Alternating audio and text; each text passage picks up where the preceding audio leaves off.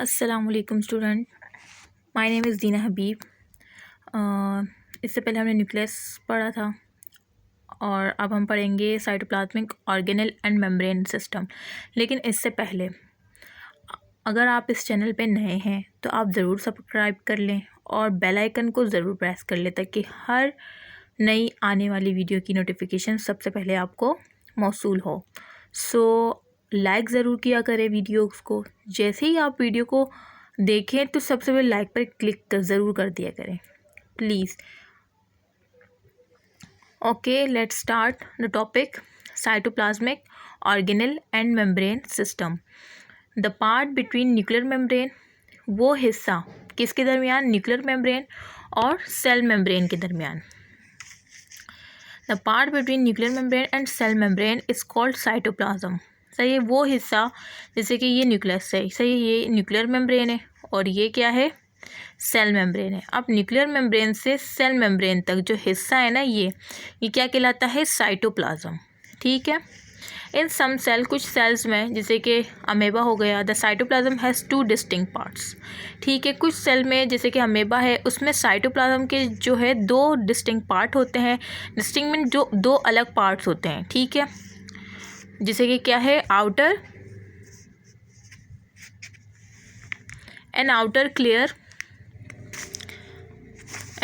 Clear ectoplasm and inner granular endoplasm in moss cell.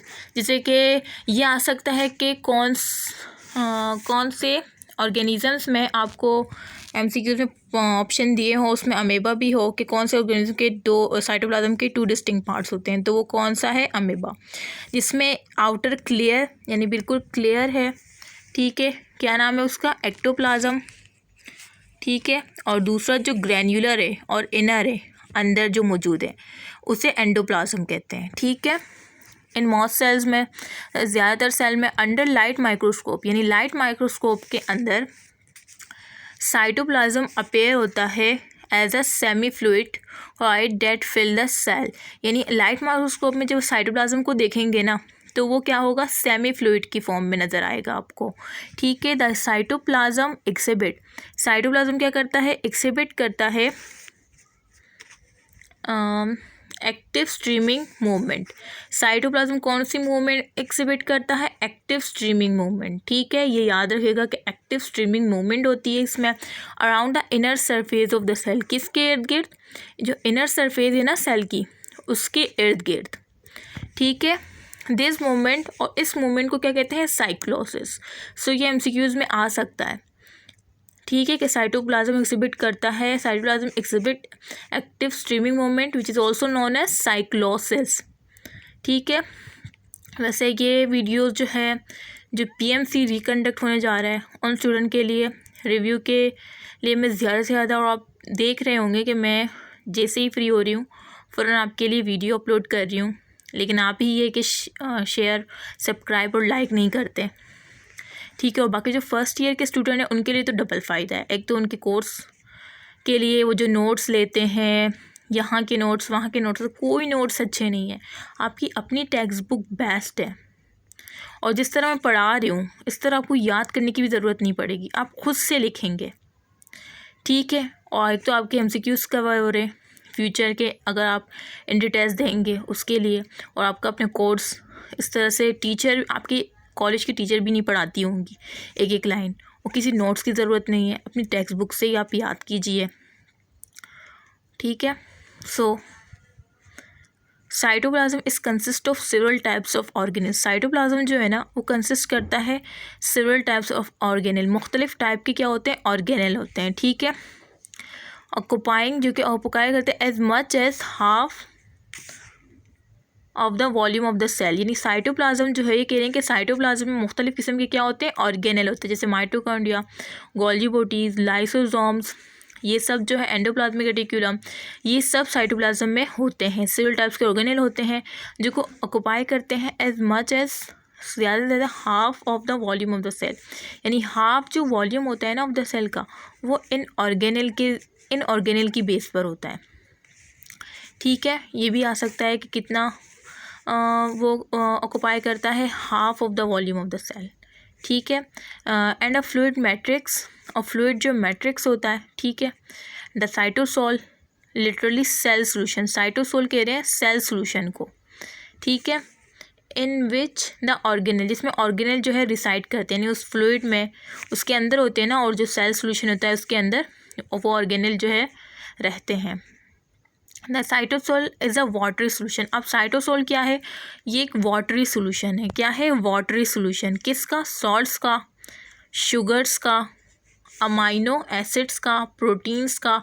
Amino acid से protein बनते हैं। बहुत सारे अमाइनो एसिड जब लिंक होते हैं, पेप्टाइड लिंकेज होती है तो प्रोटीन बनते हैं। सही है। प्रोटीन्स होती हैं, fatty acids, nucleotides and other materials. यानी ये साइटोसोल जो है ना एक वाटरी सोल्यूशन है, जिसमें किसका वाटरी सोल्यूशन है? सॉल्ट्स, नमक, शुगर्स, अमाइनो एसिड्स। सही है। जो कि बिल्डिंग ब्लॉक्स है किसके? प्रोटीन्स के। प्रोटीन्स हो गए, सही है। Fatty acid, nucleotides, nucleic acid जिससे बनते हैं न्यूक्लियोटाइड्स, सही है। एंड अदर मटीरियल्स, ठीक है। So then observation under electron microscope reveal that cytoplasm is simple coil is contain many different kinds of minute organelle, यानी minute organelle भी होते हैं मुख्तलिफ चीज़ों में। also a mesh of tiny filaments, और mesh of tiny filaments भी होते हैं। microfibrils that form a sort of skeleton, यानी कह रहे हैं tiny filament भी होते हैं। सही है। नेटवर्क होता है, मेश में नेटवर्क होता है बहुत सारे टाइनी फिलामेंट्स का, माइक्रोफिब्रिल्स का, जो कि क्या करते हैं? सॉर्ट ऑफ स्केलेटन, मीन एक सॉर्ट स्केलेटन एज स्केलेटन के तौर पर होते हैं। यानी उस साइटोप्लाज्म की इलास्टिसिटी कह लें, यानी एक सॉर्ट ऑफ स्केलेटन के तौर पर माइक्रोफिब्रिल जो है टाइनी फिलामेंट काम करते हैं। सही है। गिविंग रिजिडिटी, यानी रिजिडिटी देता है टू सेल को, वही बात हो गई। सही है कि रिजिडिटी देता है सेल को। ये माइक्रोफिब्रिल जो है टाइनी फिलामेंट की सूरत में एक सॉर्ट ऑफ स्केलेटन के तौर पर होता है, जो कि क्या प्रोवाइड करता है? रिजिडिटी टू सेल, सेल को रिजिडिटी प्रोवाइड करता है। एंड हेल्पिंग यूनिसेलुलर ऑर्गेनिज्म, और हेल्प करता है यूनिसेलुलर ऑर्गेनिज्म की, जो वन सेल पर मुश्तमिल होते हैं ना, उनकी मदद करता है किसमें? मूवमेंट में, ठीक है। तो ये आ सकता है कि वो यूनिसेलुलर ऑर्गेनिज्म की मूवमेंट में कौन मदद करता है? तो माइक्रोफिब्रिल्स होते हैं, ठीक है। मैनी ऑफ द ऑर्गेनेल, बहुत से ऑर्गेनेल, इवन इंडिविजुअल मॉलिक्यूल, यहाँ तक कि इंडिविजुअल मॉलिक्यूल्स भी किसके? साइटोप्लाज्म के। यानी बहुत से ऑर्गेनल्स हो गए, या यहाँ तक कि इंडिविजुअल मॉलिक्यूल्स भी जो होते हैं ना सेल के अंदर, सेल के साइटोप्लाज्म के अंदर जो होते हैं, वो भी क्या होते हैं? Are thought to the attach to the cytoskeleton, यानी वो भी सोचा जाता है कि वो भी अटैच हुए होते हैं किससे? साइटोस्केलेटन के साथ क्या हुए होते हैं? अटैच हुए होते हैं। A variety of cytoplasmic organelle, जो वैरायटी है साइटोप्लाज्मिक ऑर्गेनल की, जो कि प्रेजेंट होते हैं हमारे सेल में, जिसे मैंने बताया था माइटोकॉन्ड्रिया, गोल्जी, माइटोकॉन्ड्रिया को तो power house of the cell भी कहते हैं, गोल्जी बॉडीज़, लाइसोसोम, प्लास्टेड्स तो प्लांट के पास सिर्फ होते हैं, ठीक है। सो ये जो है साइटोप्लाज्म में होते हैं। तो ये कह रहे हैं कि majority of them are membrane bound, और मेजॉरिटी जो होती है ना इनमें क्या होती है? मेम्ब्रेन बाउंड होते हैं, ठीक है। जैसे प्लास्टिड मेम्ब्रेन बाउंड है माइटोकॉन्ड्रिया, सही है। और बाकी आगे हम पढ़ेंगे तो बताऊंगी। एंडोप्लाज्मिक रेटिक्यूलम से हम स्टार्ट लेते हैं, ठीक है। तो एंडोप्लाज्मिक रेटिक्यूलम बेसिकली क्या है? The electron microscope. Electron microscope रिवेल a complex network of channel, यानी इलेक्ट्रॉन माइक्रोस्कोप में जब हमने देखा तो हमें कॉम्प्लेक्स नेटवर्क मिला चैनल का। द एंडोप्लाज्मिक रेटिक्यूलम, सही है, which extend from, endoplasmic reticulum extend करता है फ्रॉम, कहाँ से? फ्रॉम प्लाज्मा मेम्ब्रेन से, यानी प्लाज्मा मेम्ब्रेन से to the nucleus. Endoplasmic reticulum कहाँ से एक्सटेंड करता है? ये बात याद रखें, प्लाज्मा मेम्ब्रेन से एक्सटेंड करता है न्यूक्लियस तक, ठीक है। न्यूक्लियर मेम्ब्रेन तक, सही है, sorry, extend from plasma membrane to nuclear membrane. It is an elaborate, ठीक है। एलाबोरेट मीन फैला हुआ होता है। ये ट्यूब लाइक सिस्टम होता है। क्या होता है? ट्यूब लाइक सिस्टम होता है। मैं आपको बना के दिखाऊं, मीन मोबाइल को पकड़ने में मसला, जैसे कि ये हमारी प्लाज्मा मेम्ब्रेन है, और इसके अंदर जो है ये हम न्यूक्लियस बना ले, ये न्यूक्लियस ऐसा ही है। अब यहाँ से प्लाज्मा मेम्ब्रेन से यहाँ तक एक चैनल होता है जिसे एंडोप्लाज्मिक रेटिक्यूलम, और एक ट्यूब लाइक चैनल होता है। किस तरह से? डायग्राम भी होगी बुक में, मैं दिखा देती हूँ। यूं यूं करके चैनल होता है, मैं डायग्राम ही दिखा देती हूँ।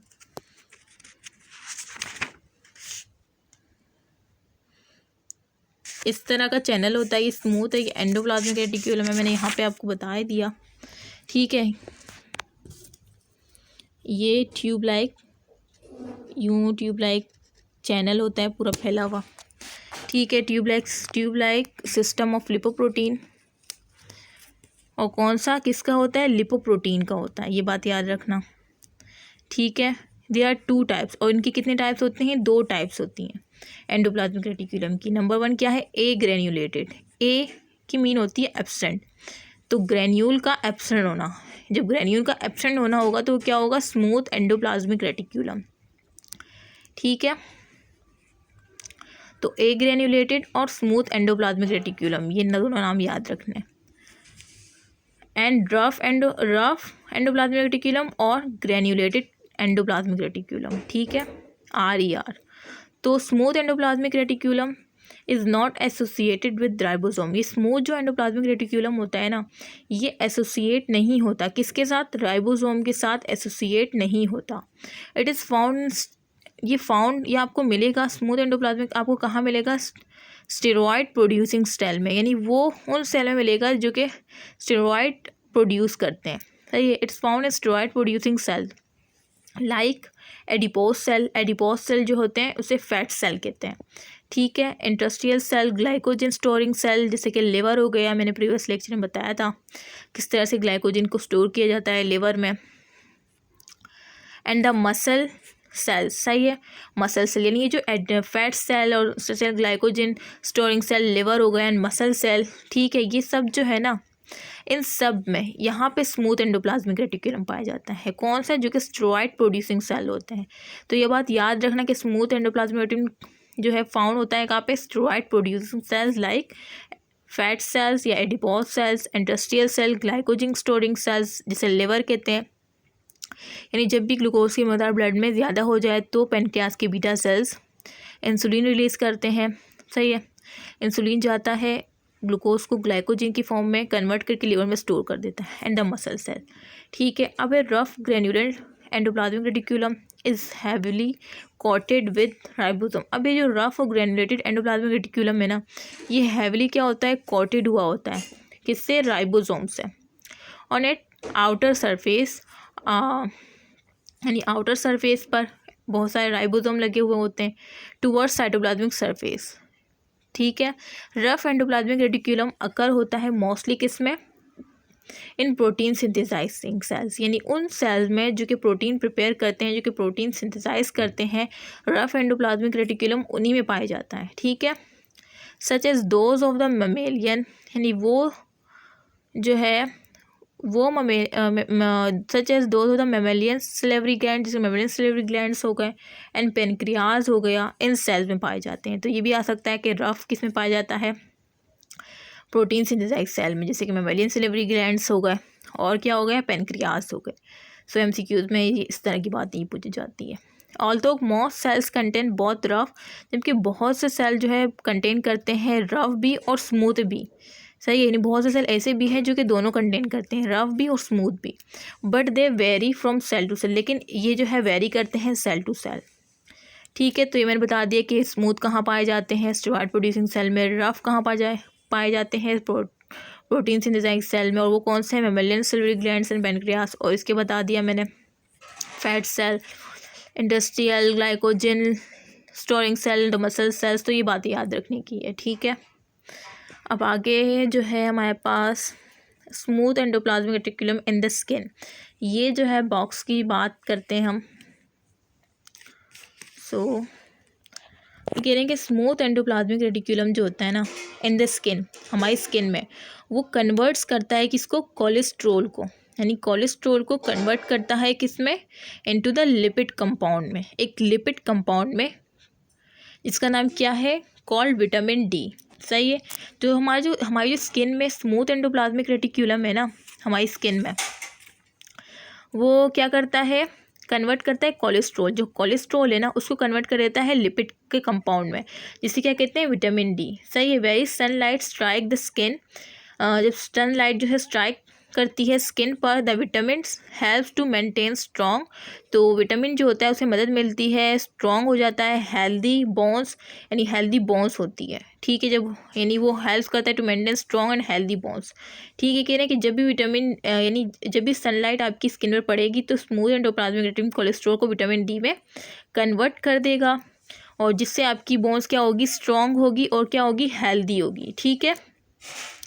और इस तरह से ये कह रहे हैं कि नॉर्थ अफ्रीकन वुमेन, जो नॉर्थ अफ्रीकन वुमेन्स है ना, विदिन ट्राइब, वो वर डार्क, वो क्या पहनती है, बहुत ही dark full length garments, get very little exposure to sunlight, और यानी बहुत ही फुल लेंथ गारमेंट्स पहनती है, जिसकी वजह से उनकी यानी जो सनलाइट है ना, बहुत ही थोड़ी सी वेरी लिटिल एक्सपोजर होती है सनलाइट की, यानी उनकी स्किन, ठीक है। थस तो इस तरह से क्या होगा, जब सनलाइट उनकी जिस्म पर नहीं पड़ेगी, बहुत ही थोड़ी सी पड़ेगी, तो क्या होगा, थस द स्मूथ एंडोप्लाज्मिक क्या करेगा इन देयर स्किन, यानी इनकी स्किन में जो स्मूथ एंडोप्लाज्मिक रेटिकुलम होगा, कैन नॉट मेक, वो बना ही नहीं पाएगा विटामिन डी, क्योंकि विटामिन डी तो in the presence of sunlight he convert होगा ना, cholesterol convert in the presence of sunlight he cholesterol convert होगा किसमें, विटामिन डी में। अब जब सनलाइट बहुत ही थोड़ी पड़ रही है, बिल्कुल ही नहीं पड़ रही, तो फिर क्या होगा, स्मूथ एंडोप्लाज्मिक रेटिकुलम कोलेस्ट्रॉल को नहीं कन्वर्ट कर पाएगा किसमें, विटामिन डी में, यानी can not make vitamin D, वो बना ही नहीं पाएगा vitamin D. As a result इसके नतीजे में क्या होगा, दीज वुमेन, ये खवातीन जो है समटाइम्स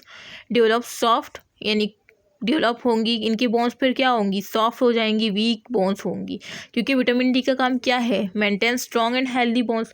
लेकिन जब उनकी स्किन पर सनलाइट ही नहीं पड़ रही और स्मूथ एंडोप्लाज्मिक रेटिकुलम अपना काम ही नहीं कर पा रहा, कोलेस्ट्रॉल, उसका काम क्या है, कोलेस्ट्रॉल को विटामिन डी में कन्वर्ट करना in the presence of sunlight, तो सनलाइट ही नहीं पड़ रही और विटामिन डी ही नहीं बन रहा, तो उनकी बोन्स क्या हो जाएगी, सॉफ्ट हो जाएगी और वीक हो जाएगी, सो ईजिली फ्रैक्चर हो सकती हैं इनकी bones.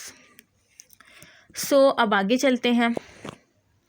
The endoplasmic reticulum has many important function. अब एंडोप्लाज्मिक रेटिकुलम के हम फंक्शन पढ़ते हैं, सही है कि एंडोप्लाज्मिक रेटिकुलम के बहुत से इंपॉर्टेंट फंक्शन है। Primarily it serve as a supporting platform for the ribosome, ये क्या है, सपोर्टिंग प्लेटफॉर्म है, ये सपोर्टिंग प्लेटफॉर्म यानी सपोर्ट करता है किसको, किसके लिए, फॉर द राइबोसोम्स के लिए, क्योंकि राइबोसोम जो है इससे अटैच हुए होते हैं ना, कौन से एंडोप्लाज्मिक रेटिकुलम से, रफ से, सही है, स्मूथ से तो स्मूथ में तो नहीं होते, तो रफ एंडोप्लाज्मिक रेटिकुलम से वो राइबोसोम अटैच हुए होते हैं, तो इस तरह से ये क्या प्रोवाइड करता है, सपोर्टिंग प्लेटफॉर्म प्रोवाइड करता है फॉर द राइबोसोम, सो इस वजह से कह रहे हैं।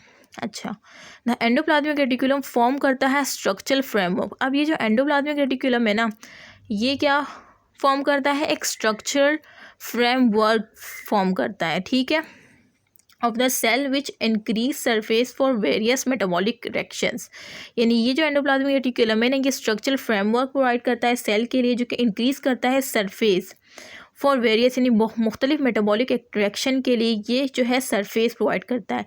क्यों, क्योंकि अभी मैंने बताया कि ये प्लाज्मा मेम्ब्रेन से न्यूक्लियर मेम्ब्रेन तक फैला हुआ होता है, तो यहाँ पे ये मुख्तलिफ रिएक्शन ही इसी के अंदर होते रहते हैं, सो ये सरफेस एरिया प्रोवाइड करता है। एंड दे themselves, और ये खुद से क्या करते हैं,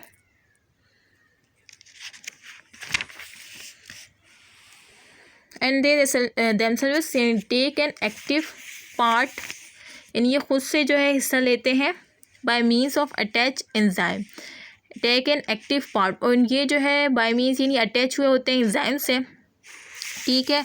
endoplasmic reticulum also provide conduction, ये हमेशा से प्रोवाइड करता है, फराम करता है कंडक्शन पाथवे, एक पाथवे प्रोवाइड करता है, ठीक है, फॉर इम्पोर्ट एंड एक्सपोर्ट, यानी दरामद और बरामद का काम करता है, क्योंकि ये प्लाज्मा मेम्ब्रेन से न्यूक्लियर मेम्ब्रेन तक फैला हुआ होता है। अब कोई भी चीज़ प्लाज्मा मेम्ब्रेन के अंदर आ रही है तो वो एंडोप्लाज्मिक रेटिकुलम से जा के न्यूक्लियर मेम्ब्रेन तक जाएगी, इस तरह से कोई भी चीज़ बाहर जा रही है तो न्यूक्लियर मेम्ब्रेन से एंडोप्लाज्मिक रेटिकुलम के थ्रू फिर प्लाज्मा मेम्ब्रेन के थ्रू बाहर जाएगी। सो ये क्या करता है, कंडक्शन पाथवे भी प्रोवाइड करता है for import and export in दरामद और बरामद का। एंड इंट्रासेलुलर सर्कुलेशन, और क्या होती है इसके अंदर, इंट्रासेलुलर सर्कुलेशन होती है, ठीक है, ऑफ वेरियस सब्सटेंस, यानी इंट्रासेलुलर सर्कुलेशन यानी ये अपने अंदर मुख्तलिफ सर्कुलेशन करता रहता है मुख्तलिफ सब्सटेंसेस की, ठीक है। Endoplasmic reticulum also provide passage, और ये जो एंडोप्लाज्मिक रेटिकुलम है ना, ये हमेशा से क्या करता है, प्रोवाइड करता है, क्या पैसेज प्रोवाइड करता है, रास्ता, किसके लिए, फॉर राइबोन्यूक्लिक एसिड, जिसको क्या कहते हैं, RNA। यानी एंडोप्लाज्मिक रेटिकुलम जो है ये रास्ता प्रोवाइड करता है राइबोन्यूक्लिक एसिड को to pass from the nucleus to various organelle in the cytoplasm. यानी ये जो है, जिसे मैंने बताया कि प्लाज्मा मेम्ब्रेन से न्यूक्लियर मेम्ब्रेन तक एंडोप्लाज्मिक रेटिकुलम फैला हुआ होता है। अब मैंने बताया था कि न्यूक्लियस के अंदर न्यूक्लियोलस होता है, जिसके अंदर क्या होता है, राइबोन्यूक्लिक एसिड होती है और क्या, राइबोसोम्स होते हैं, यानी वो बनाता है न्यूक्लियोलस।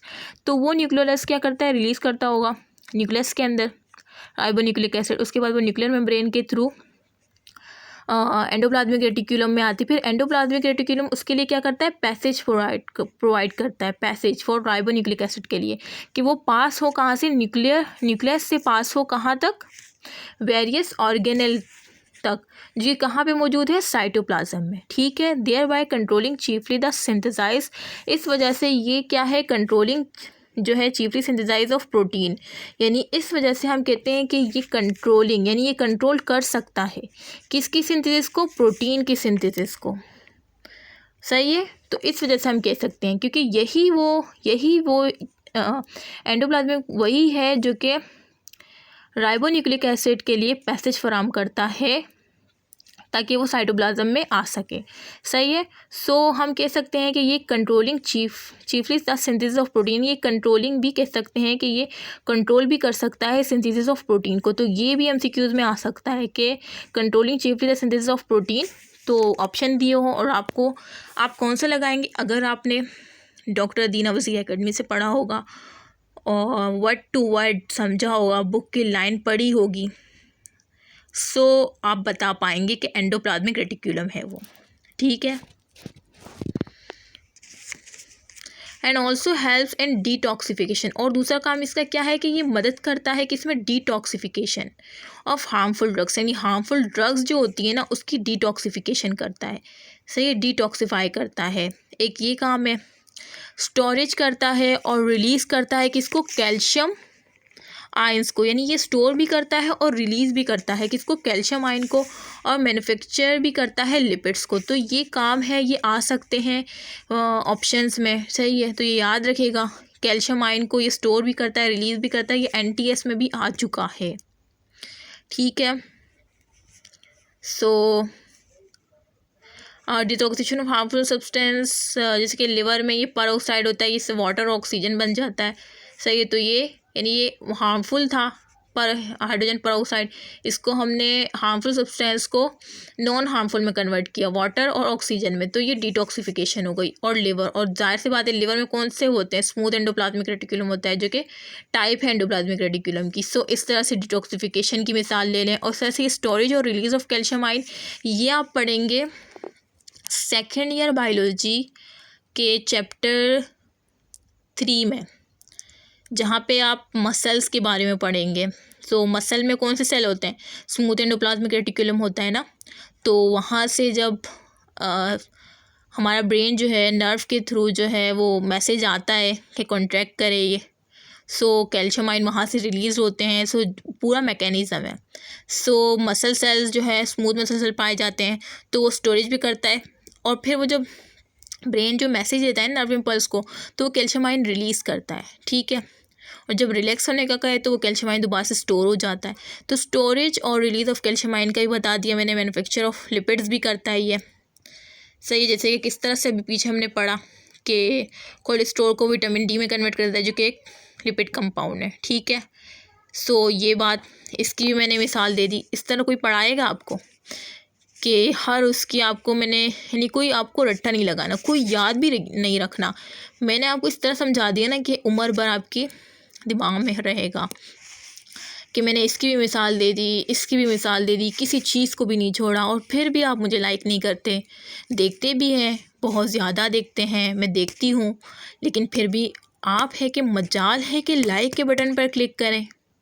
और मैं वो उन लोगों में से नहीं हूँ कि हर वीडियो के स्टार्ट में एंड में आपको बोलूँ कि लाइक करें, शेयर करें, कमेंट करें। नहीं भाई, बंदे को एक दफ़ा बोले, 2 दफ़ा बोले, नहीं माने तो फिर छोड़ दें। सो आप लोग, मैं बार बार वीडियोस अपलोड कर रही हूँ लेकिन आप है कि बिल्कुल भी लाइक नहीं कर रहे। सो मैंने ये समझा दिया पूरा। आई होप कि आपको समझ आया हो। लाइक ज़रूर कीजिएगा, कमेंट कीजिएगा। मैं ये डायग्राम ही बता देती हूँ। ये देखें, ये रफ एंडो, ये देखें ग्रेन्युलेटेड है ना, बिल्कुल ग्रेन्युलेटेड या रफ एंडोप्लाज्मिक रेटिकुलम। सो देखेंगे राइबोसोम अटैच हुए हुए, राइबोसोम और साइटोसोल साइड ऑफ मेम्ब्रेन। देखो राइबोसोम कहाँ पे अटैच है, साइटोसोल साइड पर मेम्ब्रेन के। और ये न्यूक्लियर एनवेलप है, ये जो आपको दिखाई दे रहे हैं। और ये सिस्टर्नी इन्होंने लिखा हुआ, ये जो है ना, ये जो बन रहे हैं, ये फोल्ड जो बन रहे, इसे कह रहे हैं कि सिस्टर्नी है। क्या है, सिस्टर्नी। तो ये लेबल करने के लिए आ सकती, कोई भी एक आपको नाम नहीं दिया होगा। फॉर एग्जांपल ये डायग्राम आपको दिए, ये भी लिखा हुआ है, ये भी लिखा हुआ है, ये नहीं लिखा हुआ, तो आपको ये खुद लिखना होगा। तो आपने अगर दीना वज़ीर एकेडमी से पढ़ा होगा तो आप ज़रूर MCQ सही कर पाएंगे। तो ये क्या है, सिस्टर्नी। सिस्टर्नी क्या है, सिस्टर्नी।